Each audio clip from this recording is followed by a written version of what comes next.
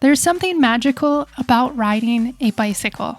Not only the freedom of riding it, but the basic maintenance to keep it safe and reliable is simple enough to be done from the comfort of your home in a really affordable way. You simply need to keep your tires inflated, lube your chain, and check for wear on your chain, tires, and brake pads to know when you need to visit a shop or tackle a larger service project yourself. That's it for the super basic maintenance to get you started and to keep your bike reliable. Here are the basic tools for starting to do your home bike maintenance. A good floor pump. Rags to wipe down your chain. Your favorite lube.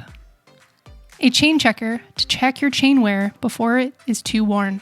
If you want to get your bike up off the ground, a well-built repair stand or storage rack will allow you to work on your bike without breaking your back. The bike repair stand is not a must, but as you progress with your bike maintenance ability, this will come in handy. And that's it. With these simple tools, you can keep your bike maintained in a reliable and safe way. Now it's time to go for a bike ride.